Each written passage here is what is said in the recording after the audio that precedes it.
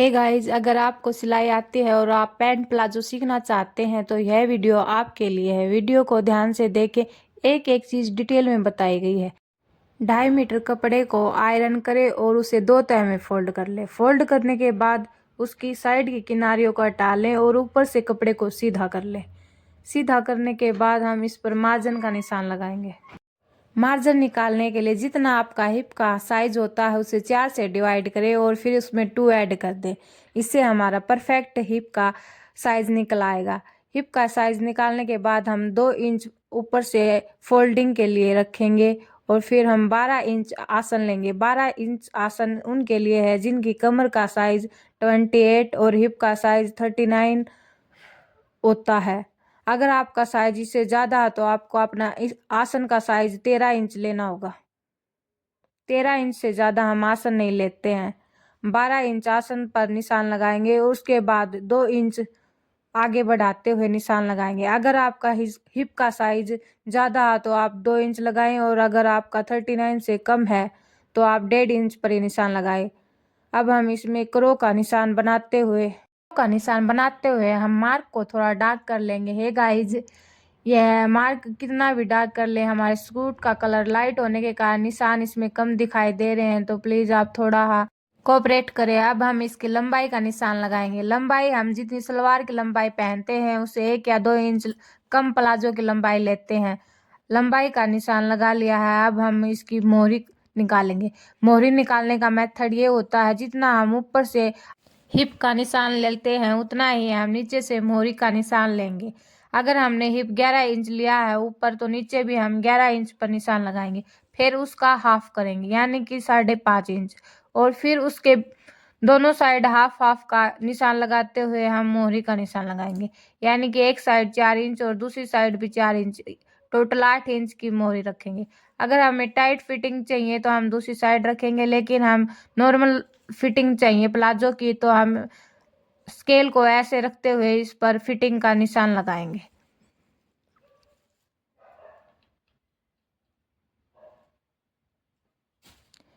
इसमें निशान के अंदर ही हम मार्जिन को ऐड कर रहे हैं। हम दूसरी साइड पर भी करो का निशान जहां लगाया हुआ है वहां पर स्केल को रखेंगे और अपने सारे निशानों को मिलाते हुए आगे बढ़ा देंगे। अब हमारे निशान लग चुके हैं। हम नीचे से एक्स्ट्रा मोड़ने के लिए 4 इंच कपड़ा रखेंगे। सारे निशान लगाने के बाद हम इसकी कटिंग कर लेंगे। जहां जहां हमें मार्जिन का निशान लगाया वहां वहां हम कटिंग कर लेंगे। ये हमारे सिर्फ फ्रंट पार्ट की कटिंग हुई है यानी कि प्लाजो के अगले पार्ट की कटिंग। अब हम बैक पार्ट की कटिंग करेंगे। उसके लिए कपड़े को 2 तह में रखेंगे और फ्रंट पार्ट को उसके ऊपर रखते हुए हम उसके एक साइड पर कटिंग कर लेंगे।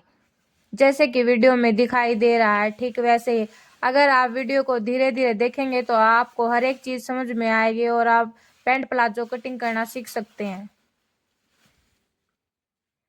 बैक पार्ट के हमने एक साइड तो कटिंग कर लिए, लेकिन आसन की साइड कटिंग करने के लिए हमें मार्जिन को आगे बढ़ाना होगा। हमने 1.5 इंच मार्जिन को आगे बढ़ाया है। क्रो वाली साइड पर हम 2 इंच मार्जिन को आगे बढ़ाएंगे।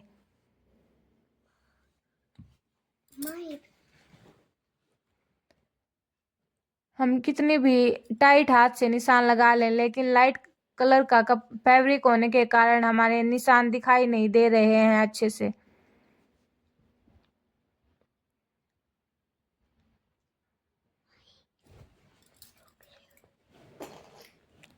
थाई वाली साइड पर भी हम 2 इंच का निशान लगाएंगे और हम घुटने की साइड 1.5 इंच पर निशान लगाएंगे।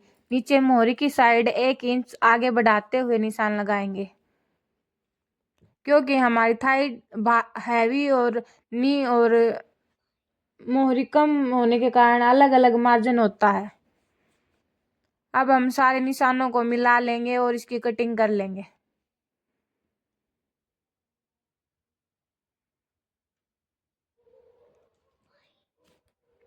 अगर आप ऐसे पैंट प्लाजो की कटिंग करते हैं तो आपकी फिटिंग बहुत अच्छी आएगी। हम इसके आगे और पीछे दोनों पार्ट में इनर लगाएंगे। इसके लिए हमने इनर को पहले धोया और फिर आयरन किया। आयरन करने के बाद अब हम इनर की कटिंग करेंगे। इसके लिए हम फ्रंट के दोनों पार्टों को उठाएंगे और इनर पर रखेंगे और फिर इनर की कटिंग करेंगे। नीचे से हम ये कट इसलिए लगा रहे हैं ताकि हम जब हम नीचे से मोहरी को फोल्ड करें तो हमें कंफ्यूजन ना हो और हमें पता चल सके हम कितनी मोहरी फोल्ड करनी है। ऊपर से 2 इंच आसन की साइड डाउन करते हुए हम इसकी कटिंग कर लेंगे। यह कटिंग उनके लिए है जिनका पेट, अगर आपको हैवी पेट नहीं है तो आप यह कटिंग अवॉइड कर सकते हैं। पिछले पार्ट को हम 2 इंच एक्स्ट्रा रखेंगे और अगले पार्ट को 2 इंच कम रखेंगे, क्योंकि आगे हम बेल्ट लगाएंगे और पीछे के कपड़े को ऐसे ही फोल्ड करेंगे। अब हम इनर को कटिंग भी ऐसे ही कर लेंगे। पैंट प्लाजो के फ्रंट पार्ट को पहले कट करेंगे, फिर हम बैक पार्ट की कटिंग करेंगे, यानी कि पहले अगले भाग की कटिंग और फिर पिछले भाग की कटिंग।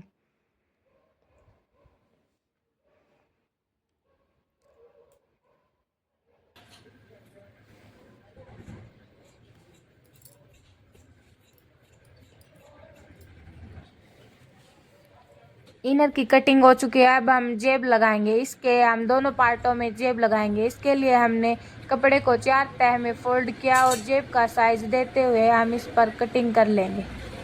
हम जेब की लंबाई 12 इंच रखेंगे।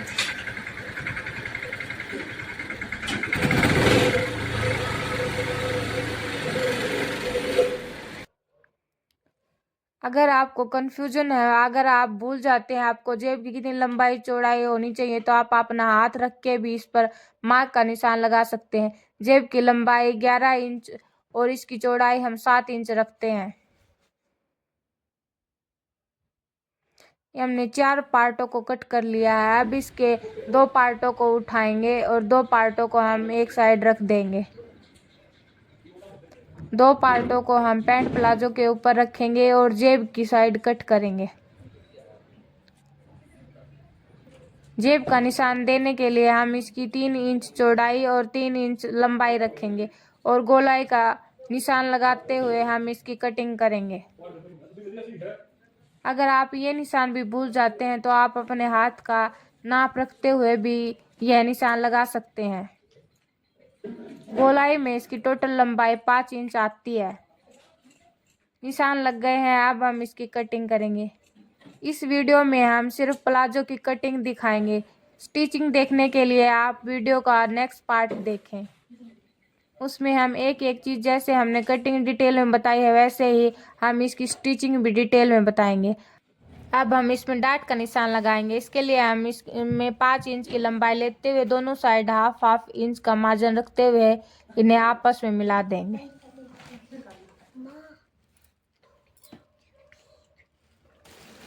हमारे पैंट प्लाजो की कटिंग कंप्लीट हो गई है। स्टिचिंग के लिए नेक्स्ट पार्ट देखें।